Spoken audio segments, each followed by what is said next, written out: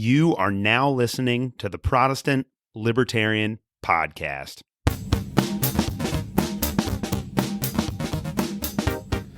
All right, guys, welcome to another episode of the Protestant Libertarian Podcast. With me on the show today is Brian Peotter. He is running for U.S. Senate in the great state of Colorado as a Libertarian and is also openly Christian. We are going to discuss his campaign, how Libertarian politics can solve Colorado's problems, and why Libertarianism makes sense from a Christian perspective. Future Senator Peotter, welcome to the Protestant Libertarian Podcast. Thanks for having me on. I'm looking forward to a really good conversation. Let's get started. All right, sounds great, man. So tell us a little bit about yourself, like your background, what you do for a living, your family, all of that kind of personal stuff. So I am a project manager at a big company. Absolutely not exciting. My true passion is politics. Anyways, as a professional, I got a degree in aerospace engineering 10 years ago. I've been working in the industry ever since. It's been a lot of fun. I've got 3 kids, 8, 4, and 2. They are super fun, and I think everybody should have a ton of kids after they get married. And, I aim for as many as you can get, right? Like, once you become a good parent, you should keep going now that you got the skills. It seems like... Well, yeah, I mean, a lot of people aren't good parents, so, we need good parents to produce as many kids as possible. But, I mean, it seems like such a waste to develop the skill set. Like, you become really good at changing a diaper, but after, 2 butts, you're done with it.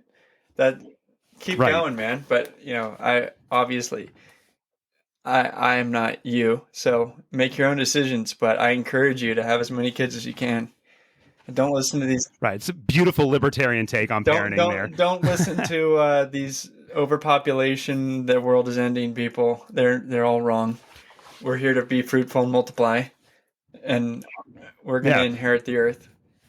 So, anyways. I'm an evangelical Christian. I go to a church called Highway Community Church here in Broomfield, Colorado. It's, maybe 50 people. I'm more of a small church type of guy. I really enjoy community and knowing everybody and having them know if I wasn't there on Sunday. And I would love to see everybody during the week. But even at a small church, I find everybody still gets busy. It's hard. Right. It's hard to see everybody during the week, even in a small church. Not as much as I would like. I'd like to live in like the small town where you see the people at church, then you see them at the grocery store, then you see them at their house for a barbecue on Friday, and everybody in town. And it's a close-knit community.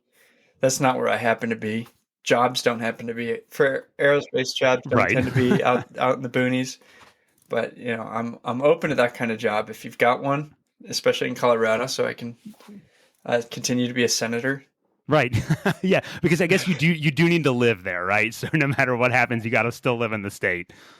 I think that's the tradition. I'm not actually sure if you legally have to live in the state.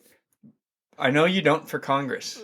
Yeah, well, and we had our former governor in Kentucky here was from like Massachusetts or something like that, and basically bought like an apartment in Lexington or something, and that was how he was able to run for governor. Wasn't even from the state.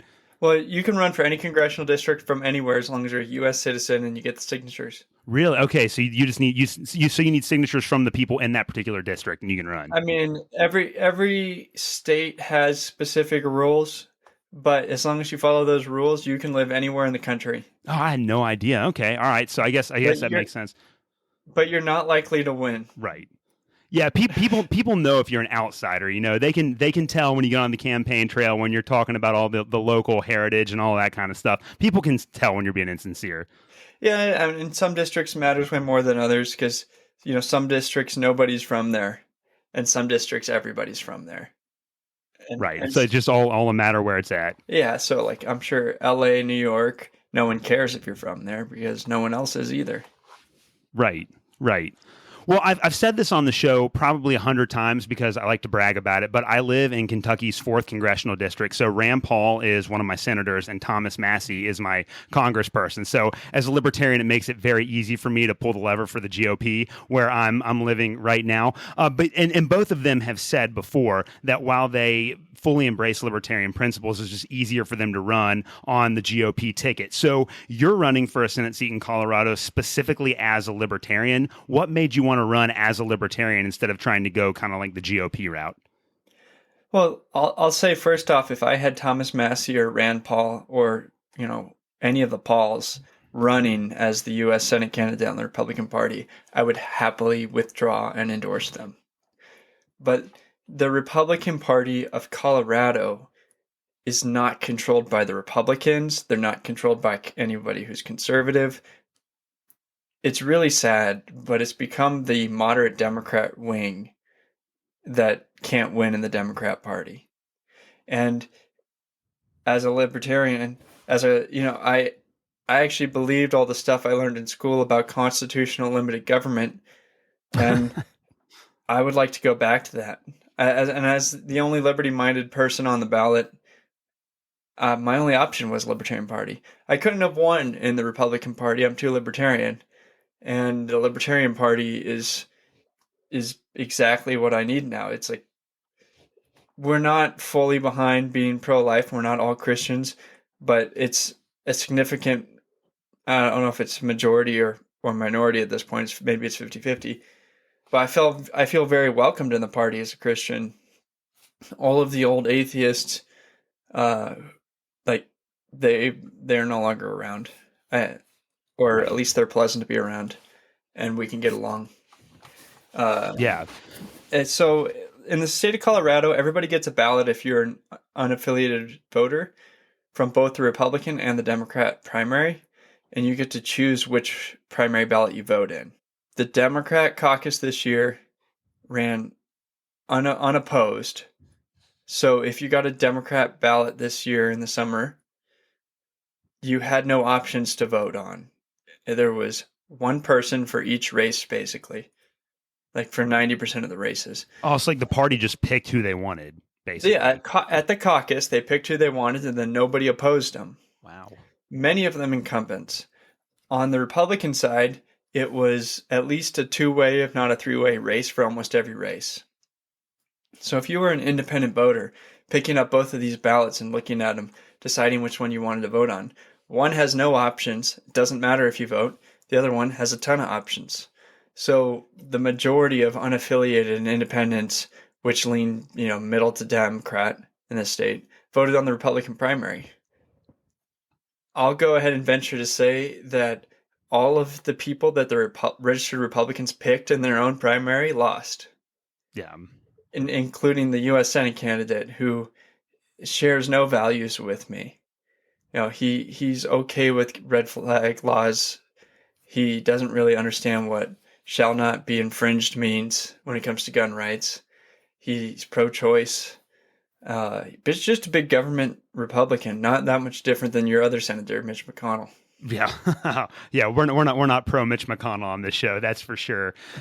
So would you say the political makeup of Colorado is kind of purplish, or does it lean more blue? Like, how would you kind of define that? Oh, I got a hot take for you. Okay, depends on how we're voting. Okay. If we're doing same day paper ballots, we're a red state.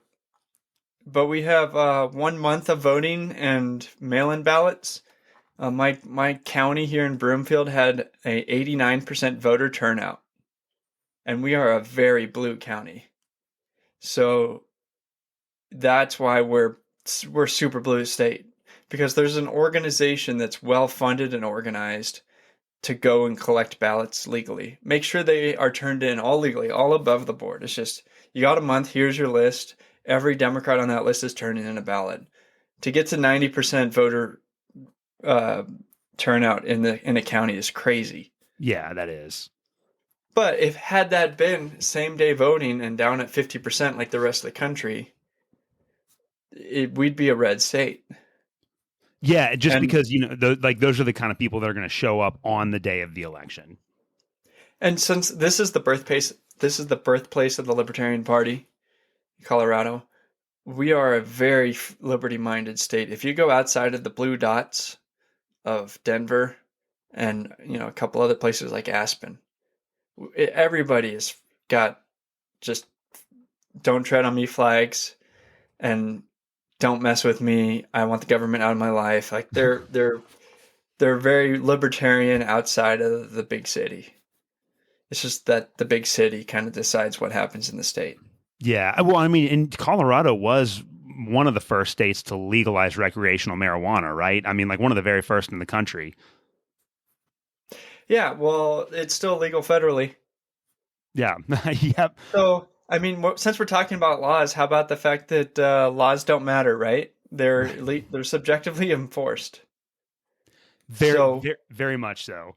I'd like to be a nation of laws where I knew where I was in the right or wrong, but we aren't in that kind of state anymore. It's, do they choose to let me be free today based on their feelings, or do they want to put me in jail for something and not try me? Like Yeah. I went for a walk on the Capitol on Jan 6th, and maybe I get put in a prison cell for a year and a half. Yeah. Or, I mean, just like everything that's happened the last 2 years with COVID, I think what you just said pretty much perfectly summarizes the government's attitude towards that. How do we feel about your freedoms today? Do we feel like you're able to go and see grandma, or do you have to stay in your house and wear a mask when Yeah. you're by yourself in your car? We made a little pretty graph with colors on it, and we went into red, which means you're not allowed to go anywhere today. That is a Yeah. terrible place to live, is a place that is not a nation of laws. Yeah. Well, and And that just to your point there, like kind of on the side of that, I mean, just like how messed up the government was with this, like my local, like the health department in the state of Kentucky, their metrics for determining whether or not a county was in red was based on 25 cases per 100,000 people. So if 25 people out of 100,000 people had COVID, we were in the red and had to impose all these restrictions. This is crazy. yeah, and all of it illegal. All of it, no right to Yep. do it. They had no Yep. right to do any of it. Yep.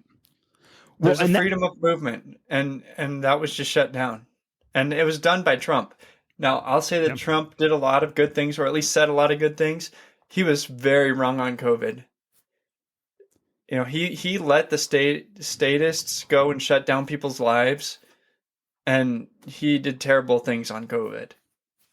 Yeah, absolutely. Well, and that leads me directly into the next question because I want to talk about maybe some of the big issues that if you're elected to Senate, what are some of the big issues that you would address when you made it to Washington? I would assume that, like with Rand Paul, the COVID regime would probably be at the top of your list.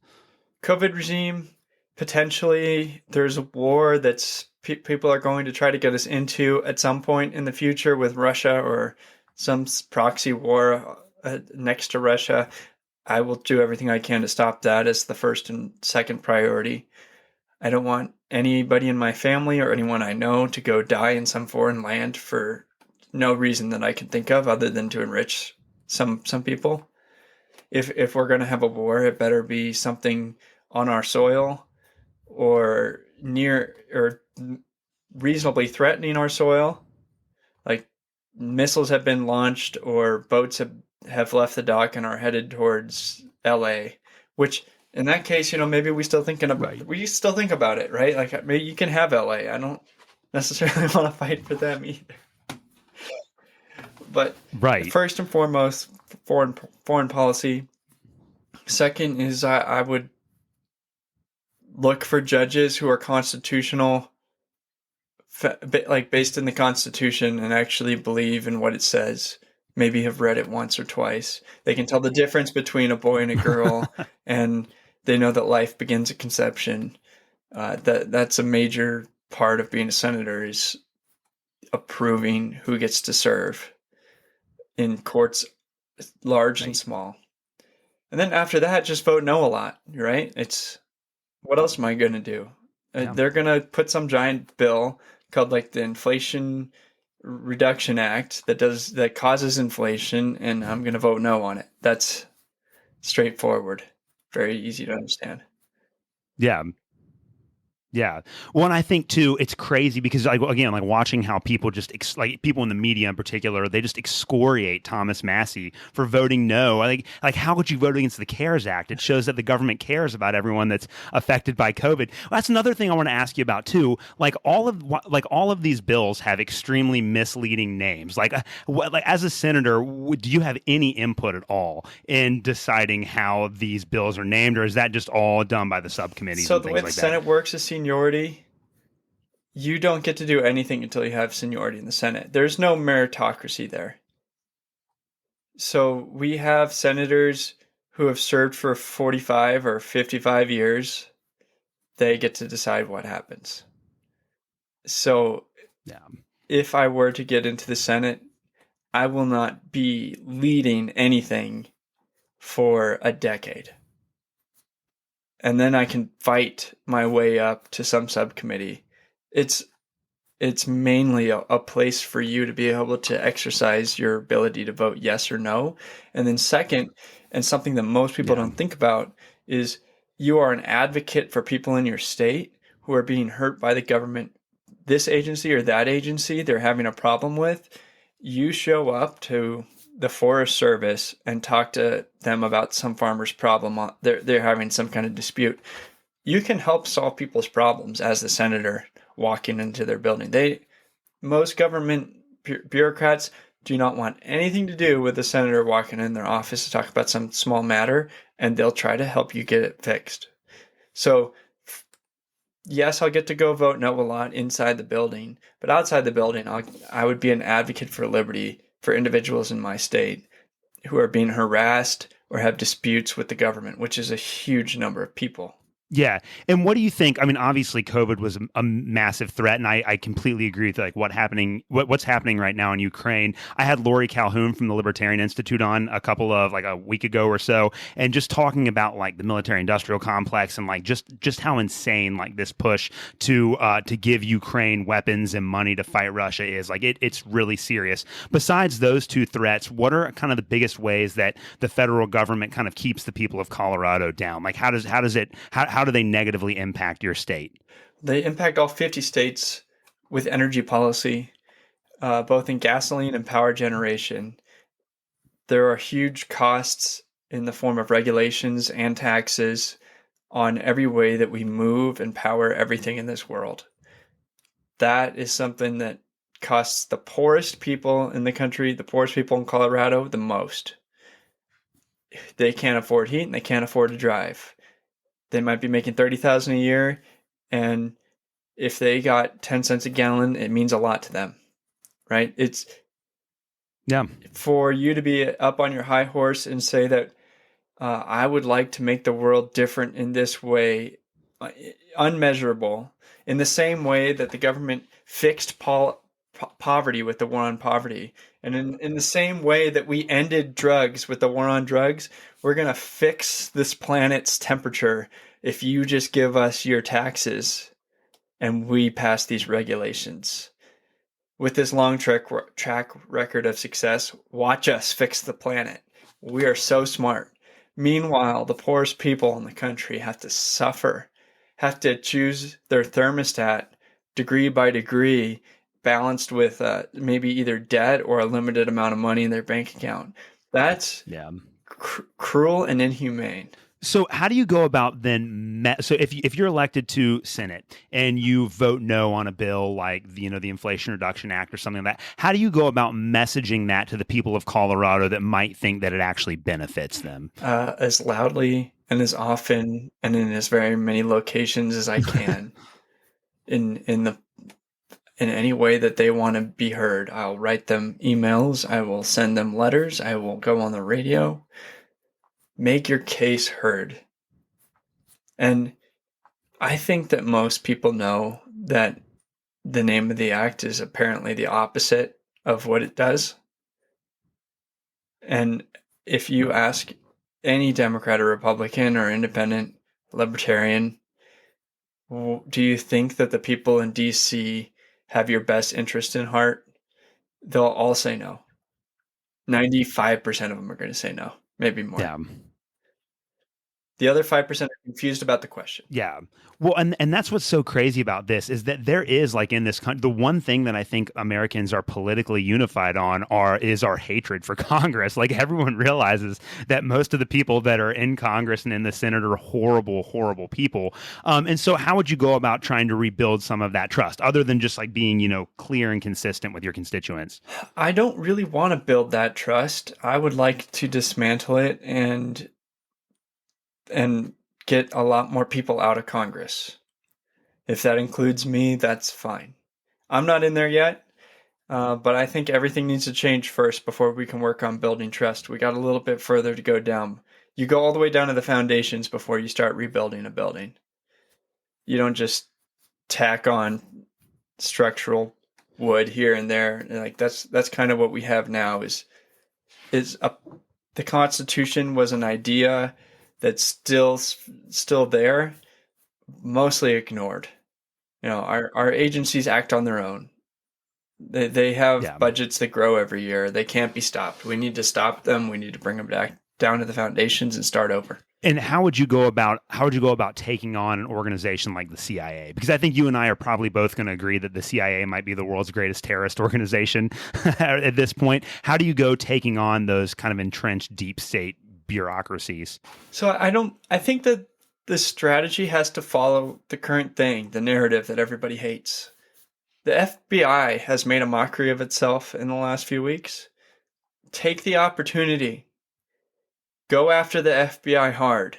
Have press conferences, people up to the Capitol for hearings. Try to get a bill through. Focus the energy of the moment against the problem. So CIA starts a war and gets caught. We go after the CIA and take it down. For now, the FBI has terrible public relations problems. Go after them. Take them down. There's no reason to have an FBI. I think that's awesome. Well, talk to us a little bit about your opponent. So I guess, is there just one Senate seat up for grabs then this fall in Colorado? So there's one Senate seat up. Michael Bennett is our current senator. He was a school superintendent appointed to the office by Governor Polis, or maybe it was Hickenlooper. I don't remember. I think it was Hickenlooper before him, the Democrat governor. He was picked to be a yes man. He'll be a good Democrat and go vote the way the party wants him to vote all the time. And he has a nearly perfect record of voting with the party all the time. So I actually don't judge him. Unlike a true believer like AOC, Michael Bennett's not really a true believer. He's a party guy. He's there to have a good time, get some money, vote the way he's supposed to vote, and go home, right? Like, no judgment on that. At least you're an honest politician, right? Like that's how politics works. The scary ones are the ones like AOC that really believe in socialism, that really this time it's going to work. Trust me. That's the kind of person that could get 60 million people killed. So, yeah, I don't mind Michael Bennett when you create him on a curve of what we're dealing with. And then Joe O'Dea is the Republican candidate. I'm mainly running against him being pro-choice. How is it that we can have a Republican candidate that's pro-choice? I think that there's a large amount of Christians in this state that can't that can't support anyone that's like that. And specifically, if we can't stand up for the life of the unborn, it'll just move like gay marriage moved to tranny drag queen story hour. Like, you can't stand up for the unborn. They're gonna say it's okay to kill you when you're 100 because you're incapacitated, or self-assisted suicide, or many of the other but you need to respect life at all points and at all levels, from the unborn innocent people to the old potato who can't move. Every single person is made in the image of God, and we must respect their life. Yeah, and I mean, that is a message. It's so hard for me to believe, especially because you would say, so if you weren't in the race between the Democratic incumbent and the Republican challenger would be pretty tight, right? And so it's hard for me to believe that they wouldn't at least try to get the Catholic vote in that state by at least endorsing the pro-life. Because it's so crazy to me that the GOP wouldn't go for that, especially considering what happened with Dobbs just a few months ago. Like, that makes no sense to me. No, and Joe O'Dea's answer to this, his position is something along the lines of, I don't know where it should be. I think I'm in the middle on this. Somewhere after conception but before birth, there should be a line. Okay, you're like trying to nail Jello to a wall. You're not telling me what you believe in. You don't have any real basis for why you believe anything, and it makes me not trust you at all. Like, why can't you tell me why you believe what you believe? And why is there no Right. reasoning behind it? And you don't know the answer to this question. It's one of the most important questions there is in politics. Right. And I mean, but I do, you gotta love that is like the perfect political answer to a question like that, like not giving a direct, content based answer to a very specific question. That's really crazy stuff. So so obviously, the Libertarian Party, there's kind of a split in the Libertarian Party between kind of like the pro life wing and the pro choice wing. And I say a split, I don't think that there's actually a lot of animosity. Like I feel like within the Libertarian movement, people can be pro life and pro choice and still get along on all the other issues. As a Libertarian candidate, have you gotten any pushback from other libertarians for taking the pro-life position, or how has that worked? I haven't gotten any pushback from anybody, but I will say that my position on the federal level is that it should be the jurisdiction of the states, same as murder, same as any other item of substance not in the Constitution. It used to be if you wanted to make something you wanted to do something like make alcohol legal, you had to pass a constitutional amendment. So if you were to say that abortion is murder and you wanted that to be a federal law, it would need to be a constitutional amendment. Until that happens, it should be jurisdiction of the states. At the same time, there's a lot of money being spent at the federal government in support of abortion that I would go after viciously. We support organizations with budgetary tricks that say, here's a bunch of money that you can use for women's health, but not for abortion, but also they perform abortions. And like you freed up money over here, so now they have money over there. Like that's the type of thing we need to stop, as well as embryonic stem cell research. The government has a ton of money under the National Institute of Health and other organizations I don't even know about going after abortion research. That needs to be taken down. So do you think that there is a way at the congressional level that the kind of influence and power of the lobbyist in Washington can be curbed? Like, do you think there's any way to roll that back? Or are there just too many companies with too much money flowing into Washington? So when there's a headwind, I think it's easier to turn the ship than to go in reverse. So I think you need to come up with a creative path forward that turns away from that. And I think it would be something like we can all do virtual voting based on the blockchain biometrics. Somebody can come to my house that's a notary and make sure that it's me when I'm voting on the TV.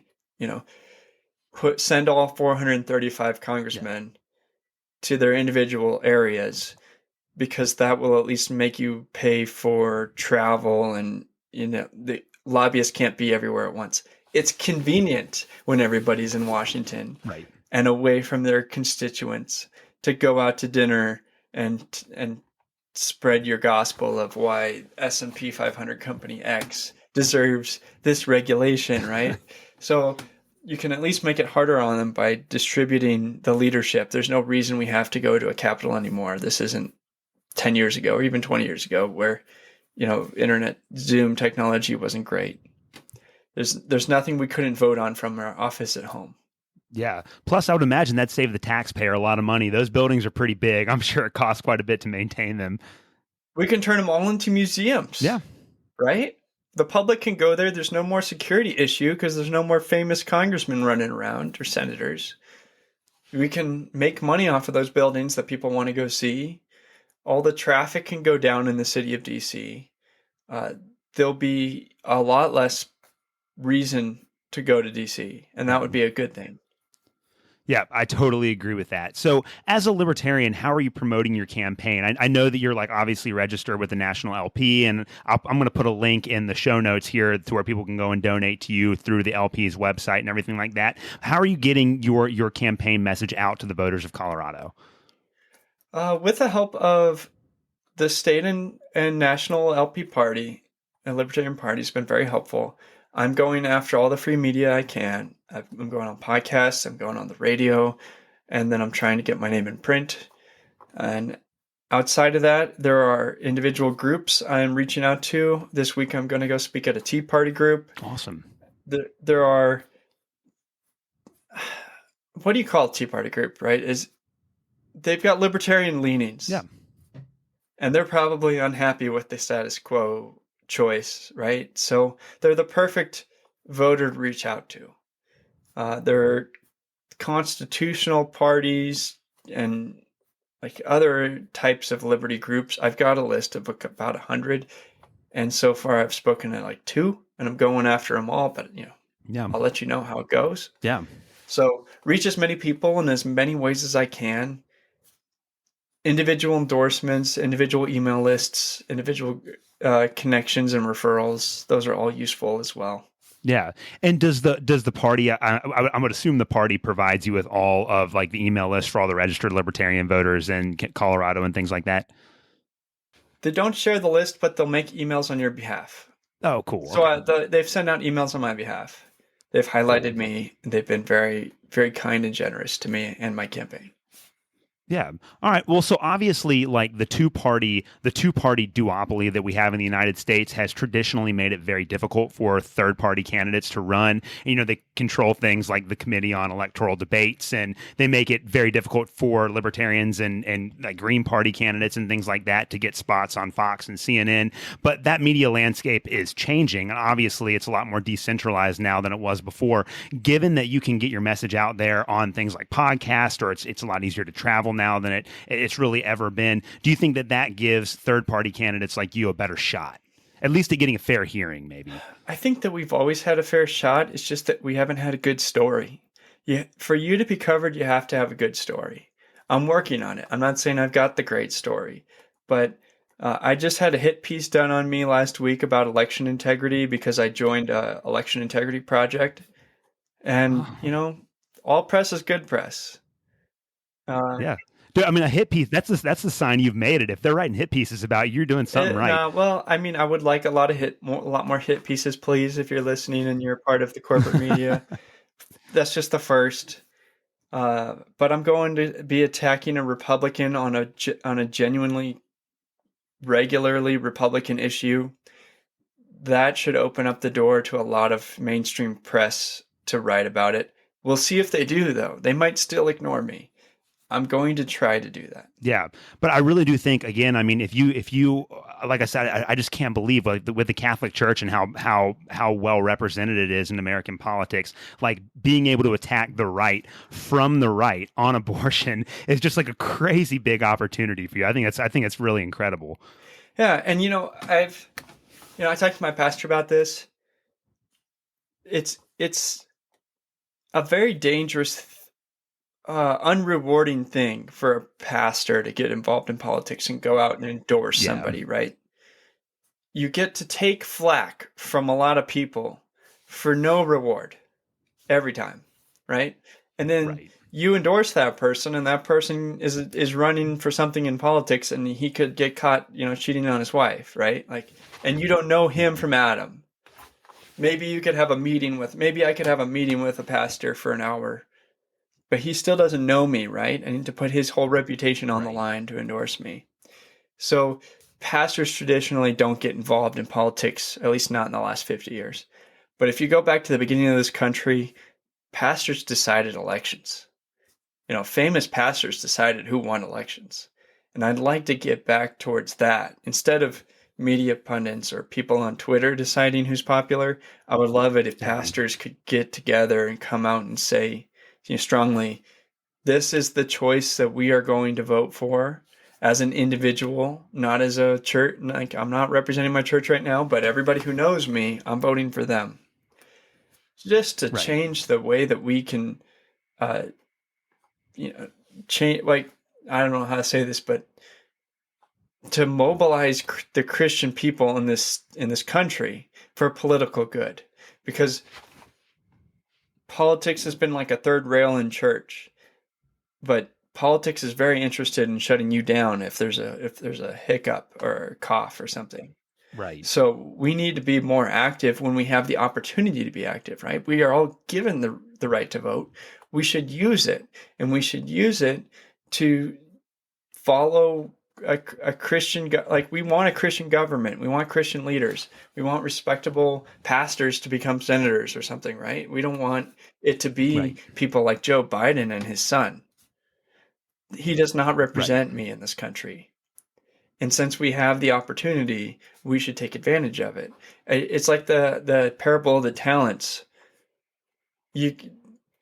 what happened to the one guy who buried it? He was told off.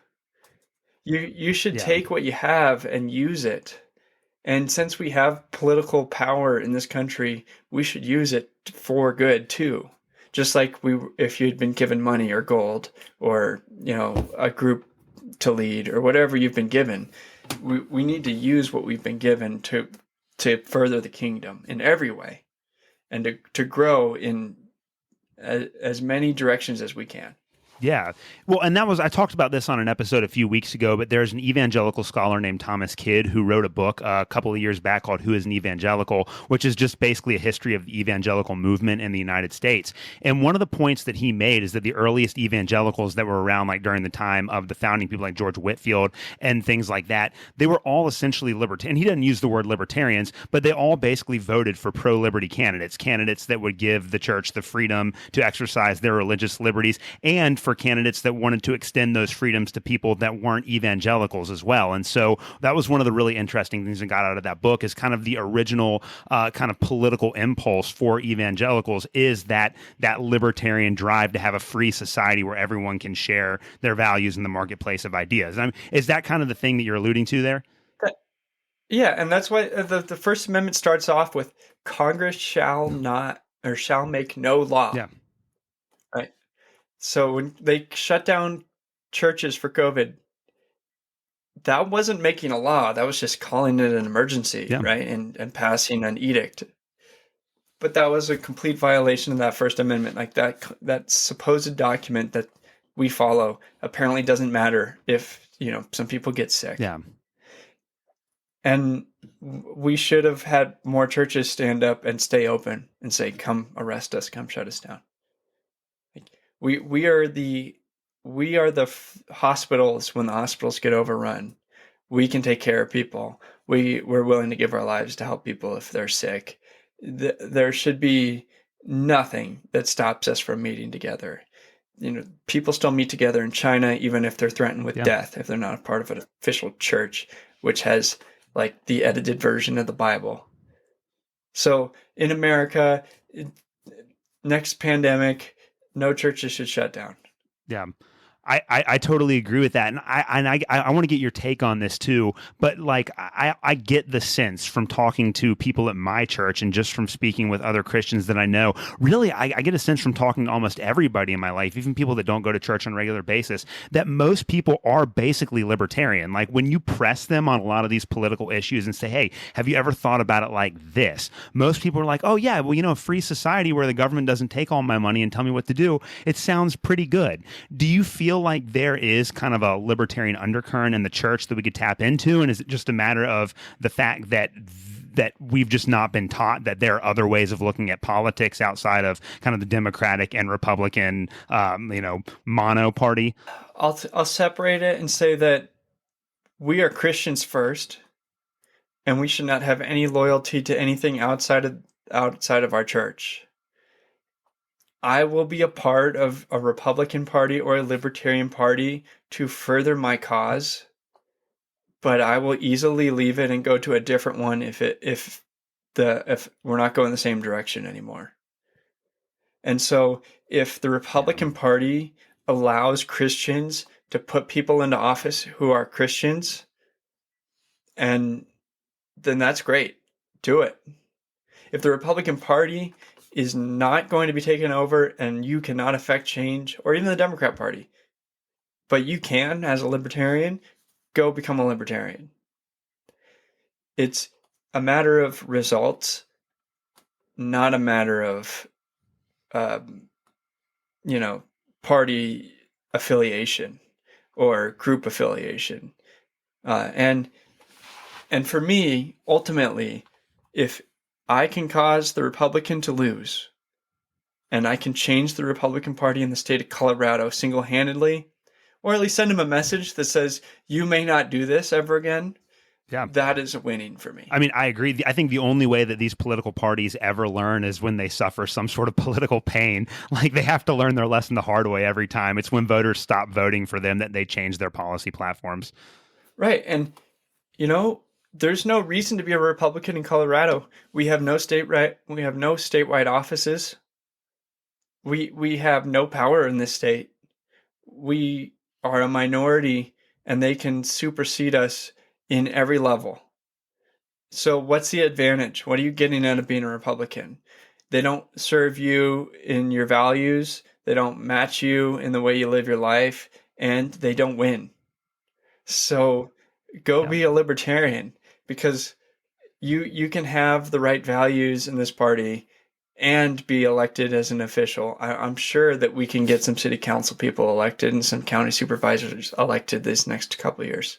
Yeah, I love it, man. Well, let's kind of shift gears a little bit and talk a little bit about your like personal, spiritual, and political journey. I don't like using the word journey, but it is what it is here. So so you said, you're an evangelical, you kind of like going to a small non-denominational church. Have you been a Christian your entire life? Well, what's the background of your faith? Did you grow up in a Christian home, things like that? So I grew up in a Christian home and I went to a church that gave me a Christian education. And then I missed the part where you have a relationship with Jesus. It wasn't until I went to college and I actually freshman year, I just completely went with the world, new friends, let's go do whatever college kids do. Let's go drink and party. I got pneumonia freshman year and I felt like, okay, I'm going to die here. My decision making has been flawed. Everything about this is wrong. And I know what's here. I called my mom and dad and I asked them to pray for me. And I feel like I really became a Christian. I gave my life to God then. I got invited to church by someone who is now my wife. But Awesome. she definitely wanted nothing to do with me other than inviting me to church for quite a while. And so I started attending church, and it was a spirit-filled church where I learned spiritual disciplines. I learned how to pray for the first time, like for long periods of time. Developed as a Christian, and then a couple years after that, I asked my wife on a first date. So we're talking like 3 years after I met her, and she had seen me actually change, waited a period like you're supposed to make sure that Yes. the change stuck. Smart And then, woman. okay, I'll go on a date with you. And then I don't know what happened after that. I've been a part of church and having a family, and it's been the best decision of my life, giving my life to God. The recipe that the world has for you for happiness is really despair. Yeah. It's a bunch of lies from the pit of hell, and you should not listen to the world. You should do the opposite of whatever the world says you should do. And Yeah. if they say, you should do this because it'll make you happy, you should immediately question it and be like, is that what? Give me the Bible. The Bible knows a little bit more than this commercial.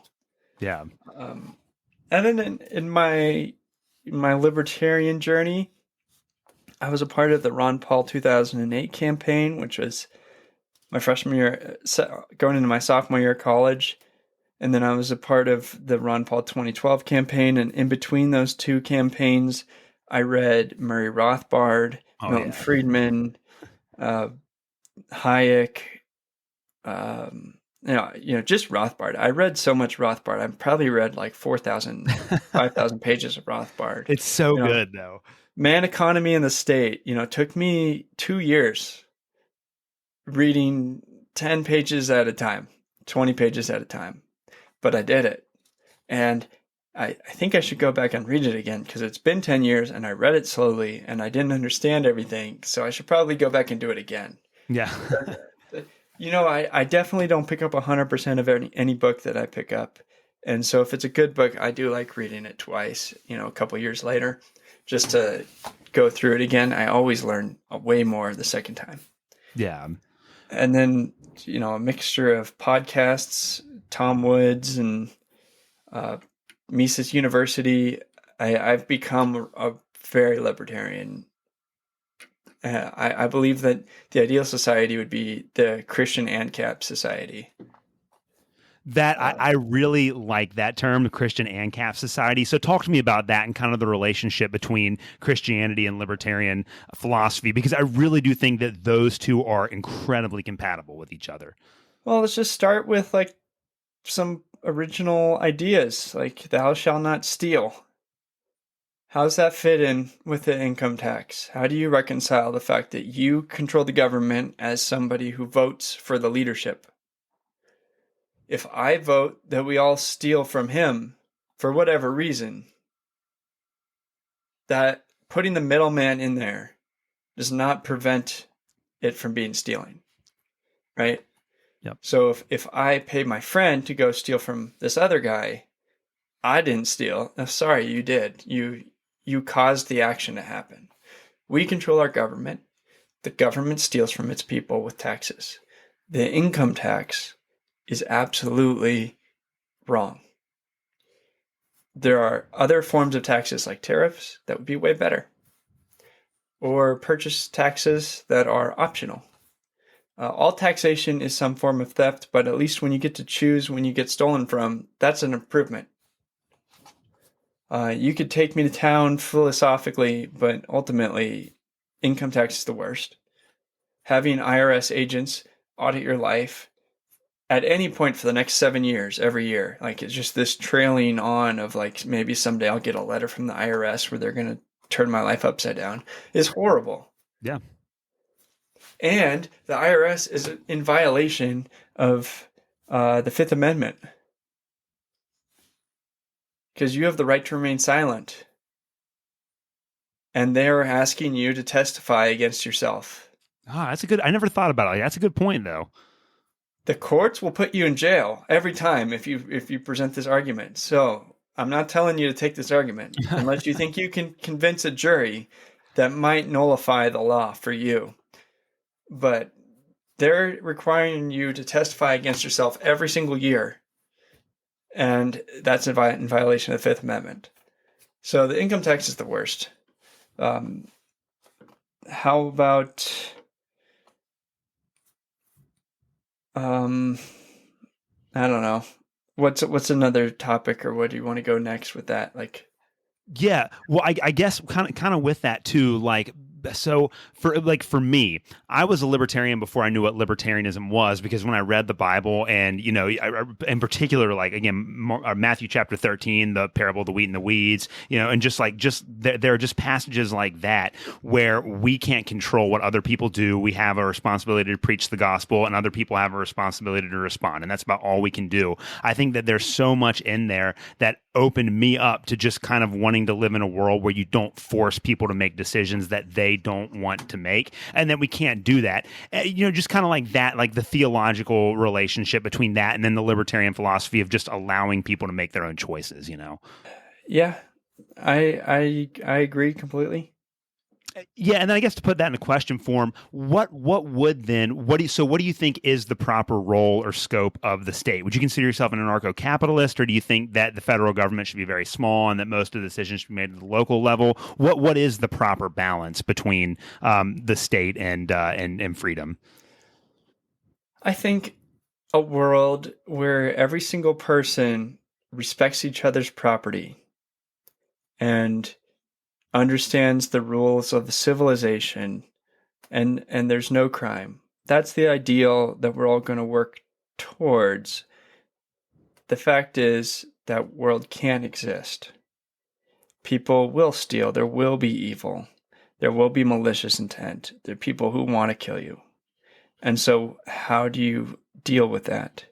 Well, I think you can do a lot of things with private police, private insurance. I believe that anarcho-capitalist theories are likely the best possible solution. But going from where we are today to something like that is not easily achievable and risks more death and risks communism as an outcome if we were trying to go from it. Like, how do you actually do a revolution and get there? You can't do it. I don't think you can have a bloody revolution and end up with Ancapistan and have everything be great. So I think the better trajectory, the better way to go is to start with what we have and dismantle it and head towards less and less government until we can't agree anymore, right?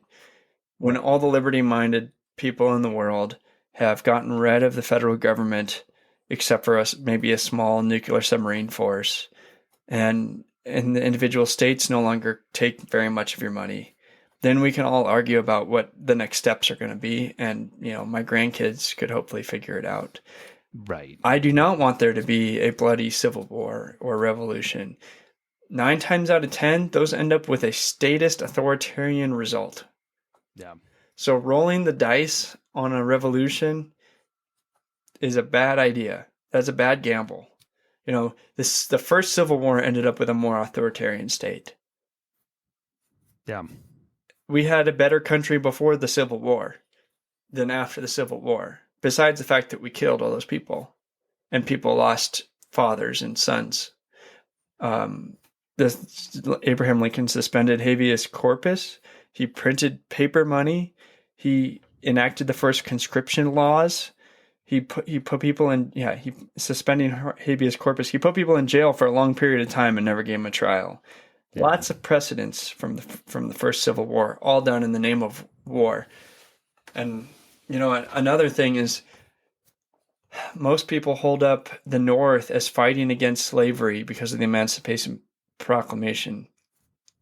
The Emancipation Proclamation said, "We will free the slaves in all seceding states." So Missouri, Tennessee, Maryland, and Delaware were part of the Union, and they were slave states. And it wasn't until the passage of the 15th Amendment, which happened 6 months after the end of the Civil War, that slaves in those states were freed. So the Civil War ended, and the South had to free their slaves, but there were still Northern slaves for 6 more months. So that was an evil inside of the North. Yeah. And nobody will ever bring that up. The 1619 Project doesn't like to mention that that fact. So slavery was wrong. The northern government was not perfect. It was not God's kingdom on earth, right? Yeah. So it was just marketing because they won the war. And I'm not saying the South was great either. I'm not saying that either one of them was God's kingdom on earth. And I'm not sure where I'm going with this, but let's look at the current government we have here and now. It's pretty evil. Right. Let's all get together behind the Libertarian Party and aim towards a less evil government. Yeah. Let's accomplish some change. Yeah, I love that message. And like you say, I think that there, especially after COVID, I really do feel like the federal government has overplayed its hand several times in the last couple of years. And I know that there are always going to be, people on the extreme right and the extreme left that are no matter what, never going to vote for politicians that want to create a more liberty-oriented society. But I really do feel like if there was ever a time in American society that people en masse were open to a libertarian option, it's probably now. And so I feel pretty good about that going forward. I mean, do you feel optimistic about it from that perspective? Yes, especially as decentralization as like a movement. We can take over a county or a city, and sanctuary states have already happened for X, Y, and Z reasons. So we just need to add to that list. Like the state of Colorado says you don't have to, or it's not illegal to smoke pot anymore, even though it's illegal federally. Just continue that down the line. We need to decentralize and decentralize and decentralize. You get control of a city council in some random town in Kansas, start making it a libertarian town and ignore the state. Yeah. Have your police force ignore state mandates that you see are unconstitutional or at least authoritarian, and go after it, man. We need to start from the ground up. We need to get grassroots candidates who are pro-liberty winning elections in this country. Yeah. I love it. So as a, we got a couple more questions here, but how does your faith create any challenges on the campaign trail, either people that criticize you for being a Christian running for office, or in terms of with your opponents? I know that you say you have some respect for the current Senate incumbent, but it's really, really easy to take on these people personally. And as Christians, it just, I feel like that's a threshold that we have to be really careful when we criticize criticize our public leader. So how do you balance your faith while also having to have a campaign that's like, at least a little bit aggressive? You're allowed to go after people's actions. It's wrong to do this. It's right to do that. I'm allowed to attack anybody for their actions. Yeah. You get convicted of crimes. You don't get convicted of being a bad person. It is legitimate, as long as you're being honest, to go after anybody's actions that anybody has committed, past or present. It's not about personal attacks and personal smears on their character and say, like, he's a bad guy. He's too extreme. He's too conservative. He's too moderate. Like, you don't need to attack the person and their character, and you can still go after legitimate things they have said and done. If you say, hey, I want to kill babies, yeah, and in context you really mean it, take those words and run with it, right? Like, go attack them for that. Let everybody know that they did that. The public has the right to know that something has been done, right? You're just spreading the message. If they didn't want it spread, as long as you're not taking it out of context and being deceitful, it's your right to share what has happened in the world. And you aren't being a mean person, right? They did it. You didn't do it. Yeah, I love that. So if you're elected, though, obviously being in Washington, we've talked about this already on the show today, it's a cesspool in Washington, and it's full of vice and temptation. And I feel like there are just so many people in Washington that are just willing to sell out all of their values at the drop of a hat. So, like, as a Christian, how would you go about navigating those temptations? And especially, like, kind of like what we were saying earlier. So you become, the junior senator for the state of Colorado, and you're in Washington, D.C., and some lobbyist from, I don't know, Raytheon or Johnson & Johnson comes to you one night and offers you that steak and whiskey dinner. How do you go about navigating those temptations as a Christian? Well, I'll acknowledge first and foremost that I haven't been perfect in my life, but I'm going to try to be perfect going forward. And I practice a lot of different kinds of discipline and spiritual disciplines. And I would develop a framework in Washington to follow and learn and make it better. I'm not going out to dinner with anybody. My wife and kids can come with me. We homeschool. There's no reason why I need to spend any night away from my family for any reason. Like, yeah. Honestly, if I were to win, I don't need to be having fundraisers in DC or going to anybody else's fundraisers or networking. I got no career to build there. I've got no money to make there. It would be, 6 years and I'm out. Unless I became wildly popular, there's no chance I'd get reelected, right? There'll be $500 million spent against me to get me out. They're going to hate me so much. If not, try to impeach me while I'm there. So I'm not worried about that at all. No. Well, and there are, I don't agree with all of his politics, but I think he's the senator from Nebraska, Ben Sass. I think he does the same thing. I think he's kind of an evangelical Republican, and I think he has done a very good job of protecting his family as well from the morass in DC. So it definitely can be done. So are you a member of the Mises Caucus? Absolutely. That's the reason I joined the Libertarian Party. Beautiful. All right. Sounds good. So what do you think about the messaging coming from the national LP now, like especially on social media, and then also figures like Jeremy Kauffman from New Hampshire, which Jeremy Kauffman, his campaign videos are hilarious. Like, he's a really funny guy, but then he says some things that are like, I agree with what you're saying, but it's just like the way he says it is so over the top. Like, what do you think about just kind of the direction that the Mises Caucus has taken the party and some of those things? That's the reason I joined this party. That's what we have to do as libertarians. If we can't get things to go viral, if I can't achieve that, I will achieve nothing, right? I need to be a part of the culture. I need to get something across because I don't have the money to just force my message down people's throats. Right. You have to develop something like Jeremy Kauffman did that can be shared between people. And because he achieved that, my hat's off to him. I did talk to him on Twitter, just like really short, and he he gave me some advice. Cool. I would love to make some videos just like his. Yeah. Which leads me to the next part. If you would like to see more of those videos, you should donate 10 or 20 bucks to me and help me make some of them. I've already got a quote. I have got 4 videos to make, and I got a price set already. I'm just working on my fundraising right now. And again, for people that want to donate, and we'll come back to it in my final question here on the show, but they can donate to you directly through LP National's website, right? You could do that, or you just go to my last name, Peotter.com. That's my campaign website. You can look it up. You can join there, get email updates. You don't have to give me money. You could also just refer me or vote for me.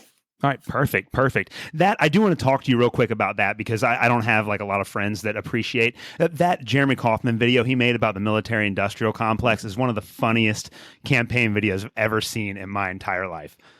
Absolutely. No, I saw that video and I just went, that's exactly what I need to do. Like, that is the funniest thing I've ever seen.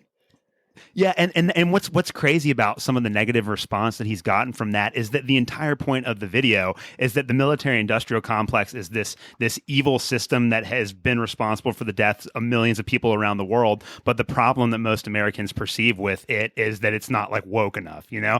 And people get upset about that messaging, but it's like, man, do you really support the military-industrial complex? You know, that's what's crazy about the whole thing.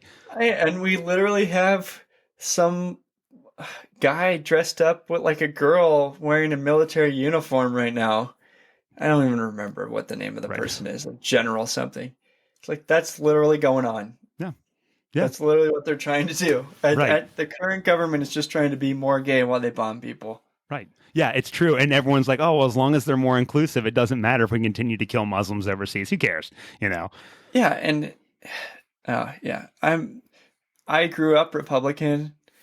The Iraq War and Ron Paul switched me over, and I'm so thankful, because I didn't understand.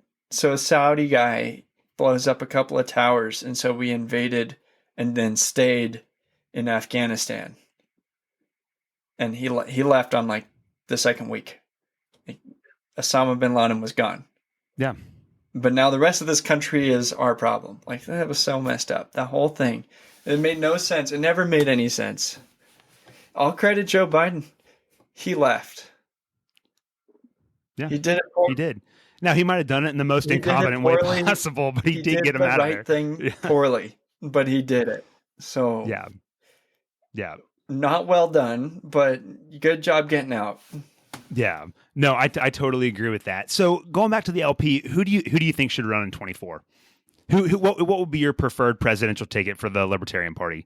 Yeah, I'm not going to pick anybody. I don't know. It's tough. It's tough. I think we need candidates to announce first before I can have a pick.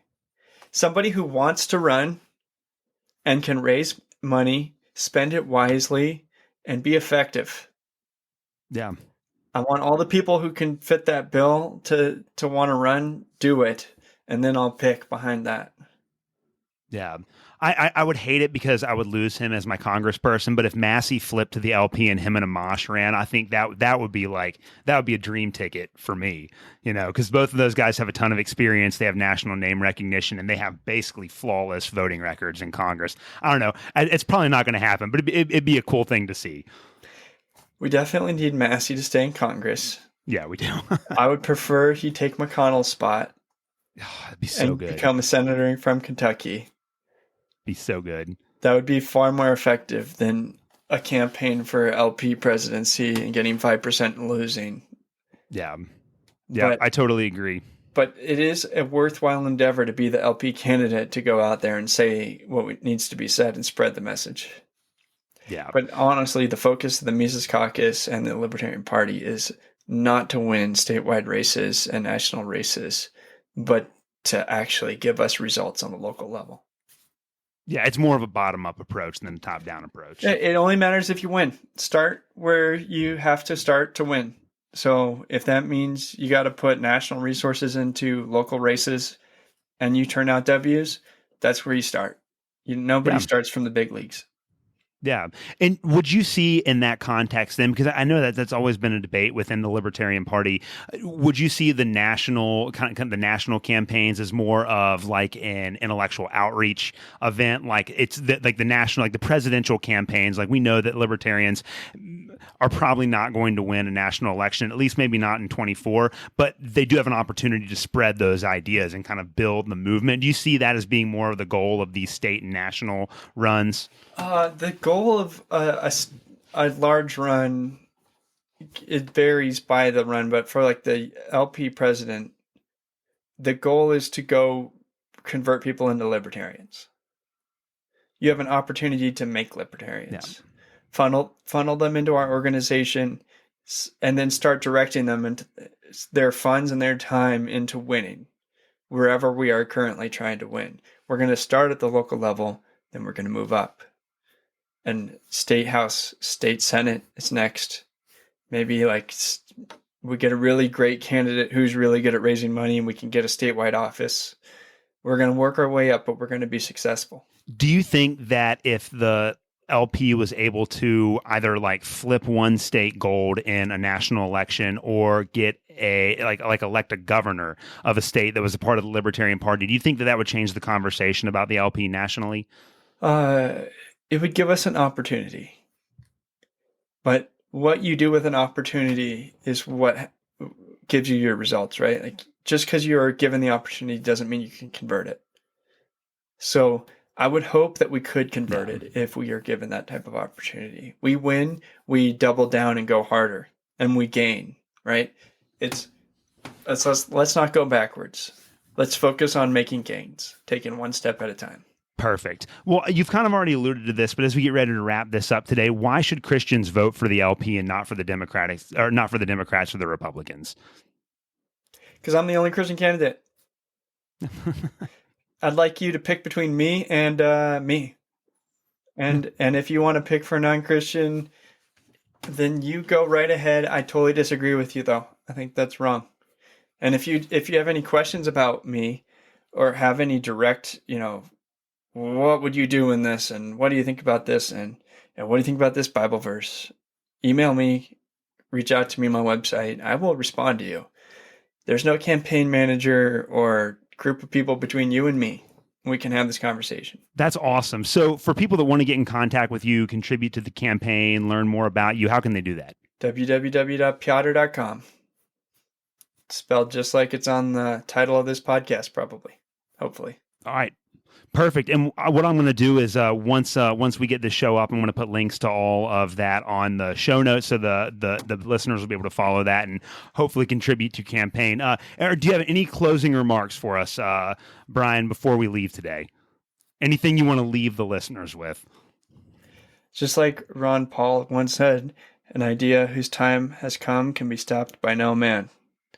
I think that the time for libertarian thoughts and ideas is now, that we need to seize our opportunity and go forward and take it into some real victories. So I hope that will motivate you to get off your butt and get into the world and start fighting for what we believe in and take some political action that actually changes the way that this country runs and operates. Beautiful. I love it. So when's Election Day in Colorado? First Tuesday in November. All right. Sounds good. Well, we'll be following your race out here. Brian, again, thank you so much for talking to the Protestant Libertarian Podcast today, and good luck. Thanks, Alex. Thanks for listening to another episode of the Protestant Libertarian Podcast. If you have any questions or comments or thoughts about the show, please reach out to me at theprotestantlibertarian@gmail.com.